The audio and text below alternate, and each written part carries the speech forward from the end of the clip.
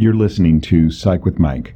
For more episodes or to connect with the show with comments, ideas, or to be a guest, go to www.psychwithmike.com. Follow the show on Twitter @PsychWithMike or like the Facebook page @PsychWithMike. Now, here's Psych with Mike. Welcome into the Psych with Mike library. This is Dr. Michael Mahan, and I'm here with... Good morning, Brett Newcomb.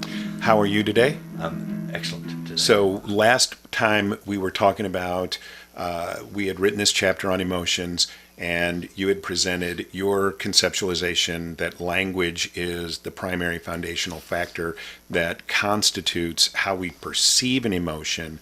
And I have the perspective that emotion is very deeply rooted in a physiological process, and we didn't really expand on that, so I was going to expand on that today. Yeah, I hope so. Yeah. And so let's start with saying that you said we'd written this chapter. We are in the process of writing a book which consolidates and explains what we have come to know, believe, understand about doing therapy, about human beings, what we understand, so that we can apply that knowledge in therapeutic situations with our clients.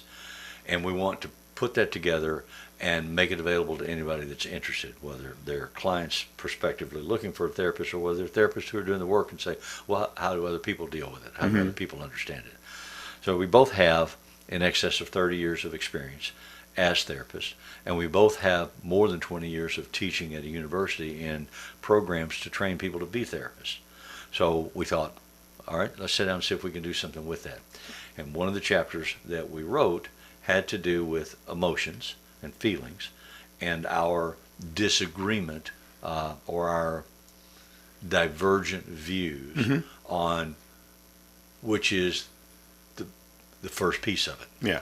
And my perception, which I've explained in the previous podcast, is that the first piece of it starts with the development of language. Your contention is different, and we agreed that you would have time today to talk about your perception. Yeah. So take the board. And so the reason why I'm so committed to this idea of the biology is because if we look at other animals who have the same structures, so in the human brain, the emotional area is called the limbic system, and there are other animals that also have limbic systems but do not have language. And so they experience the same emotional spectrum as human beings do, at least in the primary emotions. So the primary emotions being those that are driven by hormonal releases, which are glad, mad, sad, and scared. And so my dog can do all of those things the same as me, even though my dog doesn't have language. Now, I do agree with you that language for humans, once we learn it, that symbolic kind of representational language, that then we start thinking about things, and that leads to other things like rumination, which we're going to talk about in the future. Yeah. And that certainly does have a significant impact on how we experience emotion and how we process it, and sometimes means we don't process it. But if we just think strictly about the biology, when we are looking at the four primary emotions, glad, mad, sad, and scared, then those emotions have very real hormonal connections. So when we get mad and scared, our bodies release adrenaline and cortisol, which are well understood and known stress-related hormones that create that emotional response or lay the foundation for that emotional response physiologically in our bodies. And then the flip side of that coin, being glad and sad, people end up experiencing the release of what's called oxytocin, which is a very powerful pro-social hormone. And so for me, I run along the spectrum of there being two positive emotions, two negative emotions based on how you feel after you experience the emotion. So that would mean that mad and scared are negative emotions because of the release of adrenaline and cortisol, and glad and sad are actually positive emotions because of the release of oxytocin, endorphins, and enkephalins. And so I believe that that is the foundation of how we experience or lay the groundwork for biologically for how emotion is created in the human body. Then the language on top of that has a very profound impact on coloring what our experience of those emotions are. So I don't disagree with you, but I question, my question becomes, how do you use that knowledge or that information in service of the client in therapy? Or someone who's in pain, someone who's uncomfortable, emotional pain, someone who says, I'm just out of balance. My life is not working the way I want it to. How then do you bring cortisol, adrenaline, how do you bring that into the conversation in a productive way? So if we then even go a step deeper into the biology, the negative emotions are activation of the sympathetic nervous system. So your central nervous system in your spinal cord, right? Yeah. Everything that's your brain and your spinal cord is a central nervous system. Outside of that is the peripheral nervous system, which is the somatic system. So impulses coming from your receptive organs into your brain. I get that, Mike. And so as an external observer, I'm trained and I can see that. How can I use that perception in a beneficial way to my client to help them see or understand or make a foundation for change? Because when we understand what the biology is, then we can understand how we can take more volitional control. So if I'm activating my sympathetic nervous system, I have to deactivate that to stop that emotional response. So if I'm gritting my teeth, and I come to recognize, oh, you're grinding your teeth. I remember as a child, I used to grind my teeth, and my dad, sleeping in a room 3 rooms away, would scream at me, stop that, because it would wake him up. Yeah. I was not aware that I was doing it. I didn't pay any attention. But obviously, there was some stress going on in my house for that to be my behavior. Right. So I go to a therapist, and the therapist says, well, when you grit your teeth like that, it's because you're under a lot of stress. I'm like, yeah. So what? So then when you go to therapy and you're talking about, I have this overwhelming... Which, by the way, I didn't, because my father said, I don't believe in all that psychology bullshit. Yeah. But had you gone, Had I gone, yeah. somebody probably would have said, okay, we're going to teach you deep breathing exercises. We're going to teach you some form of meditation. And the reason why we recommend those things and the reason why they are effective is because those things actually deactivate the sympathetic nervous system. That's what they do. Okay. That's why they're beneficial. Okay. So I'm 9 years old, and I'm having that behavior and anxiety, panic attacks, sadness, despair, whatever. And you teach me the concept of meditation or deep breathing, and I learn to do that. You teach me trigger recognition, like if your father's coming home from work, you know it's likely to be a tense time. So before he gets home, spend 10 minutes deep breathing. Is that So- I'm trying to be real serious here. No. Is that what you do? Absolutely. Okay. And not only that, okay, so trigger recognition is later. Obviously, the first step is to learn how to take control of your own body. And so, Okay, I follow that. yeah, so That makes teaching sense. the breathing exercises is the first thing that we do. And the reason why that's the first thing that we do is because that deactivates that sympathetic nervous system. And you only have to do that for about 2 minutes. And that will be effective. So I worked with a music therapist one time that recommended people have playlists for various circumstances. Like an athlete may have a really active jumping playlist for their exercise program to underlie whatever they're doing at the moment. They can hear that music. A meditation playlist could be music. It could be soft voices. It could be breathing, atonality stuff. I mean, I've seen programs that do all of those things. It could be the sound of rain and thunder. Whatever can quiet you works. And so it might be different for different people. Right. And if I'm the therapist, then I will need to spend some time talking to you to get an understanding of what things work for you. It may be the color of a room. You know, like there are some studies. The Lauscher color test is one. There are some studies that say Pepto-Bismol pink really is distressing if it saturates. If you're in a room that's that pink, you're not going to be able to calm yourself down and quiet yourself. But there are other colors that can soothe you. Right.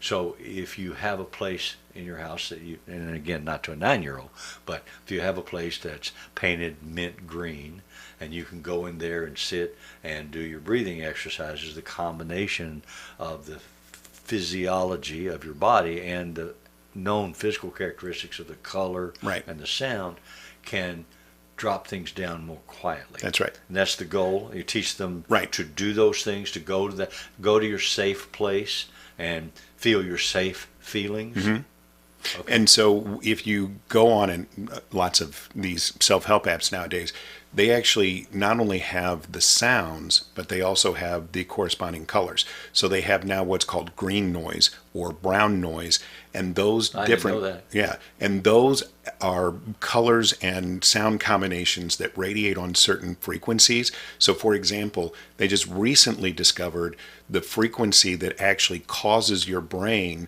to bathe itself in cerebral spinal fluid, which is supposed to happen when you're asleep. But if you don't have good sleep, then that doesn't happen, and then those toxins build up. And good sleep is important because while you're asleep and that process of bathing you in the cerebral spinal fluid occurs, it actually literally washes the garbage out of your cells That's in exactly your brain and drains them down through your spinal cord, and then you urinate or defecate them out. Yeah. And so science has identified that a sound that loops on 40 megahertz actually creates that response in the human brain. So we know that there are certain sympathetic frequencies that when we expose ourselves to, both through color, so the frequency of light, and through sound. Is that like the constant repetition of like, Yeah, okay.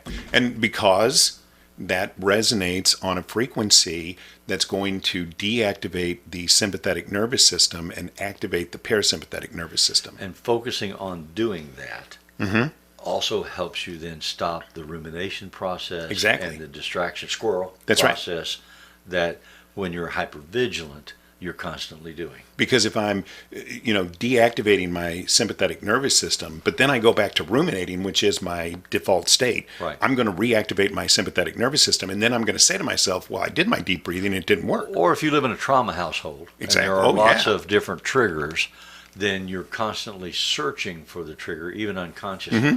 And so it's really hard for some of those individuals to learn to quiet themselves Mm-hmm. with meditation because, again, their self-conscious is going, danger, danger, danger. Do you hear that? No. There's a footstep, and it intrudes. So Mm-hmm. it's really hard to just hear Om in the 40 hertz cycle and be still because your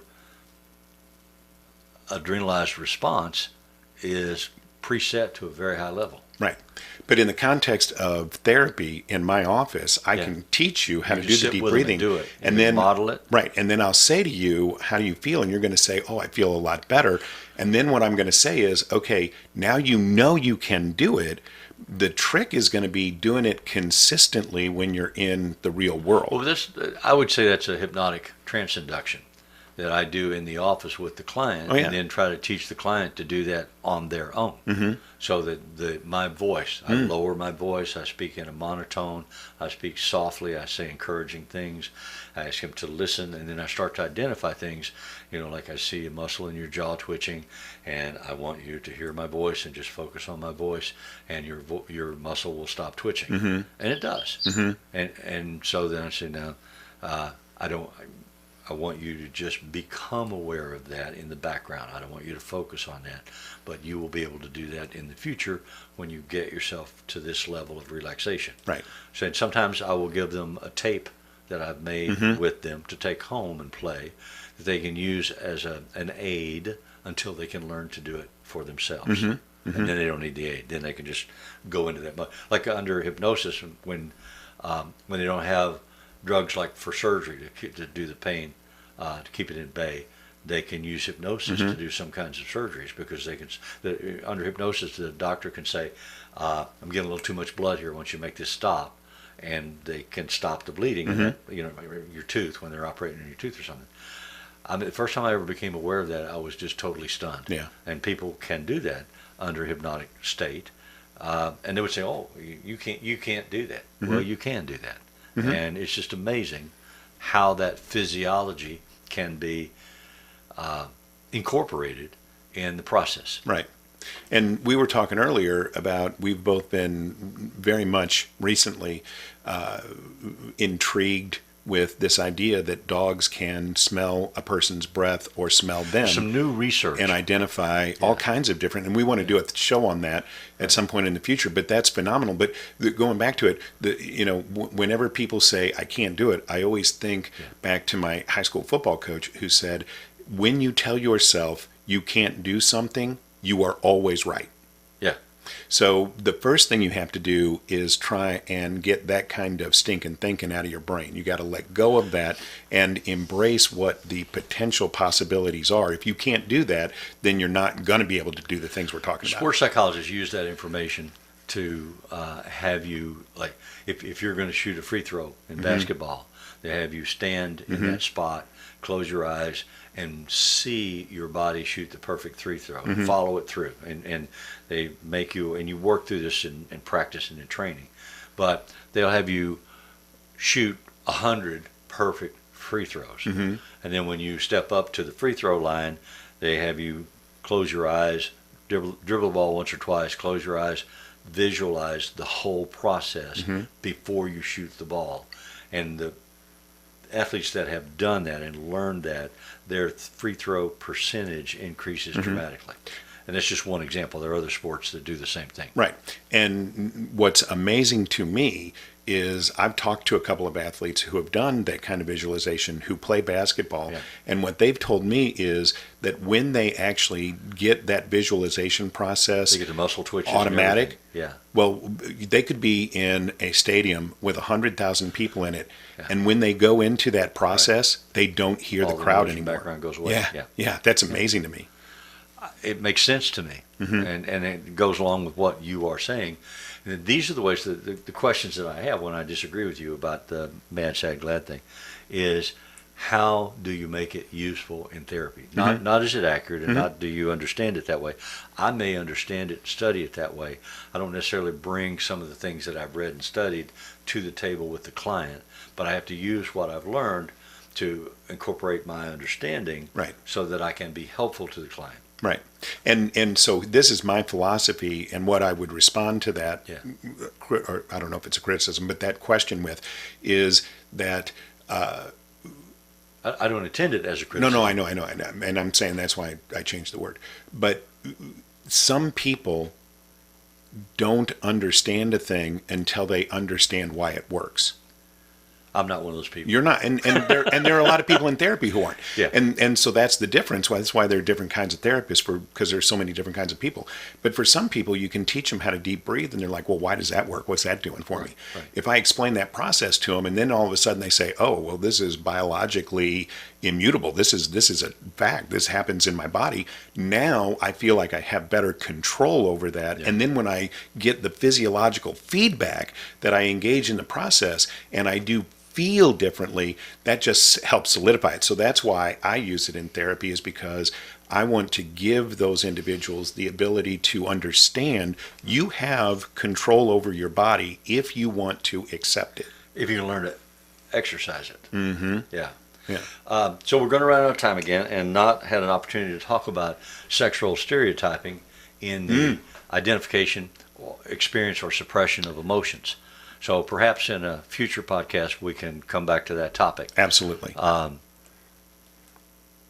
This has been helpful to me because we've had this disagreement and not had a chance to talk it through. Usually we get cut off one way or the other. And I say, Mike, you're wrong. And you go, possibly.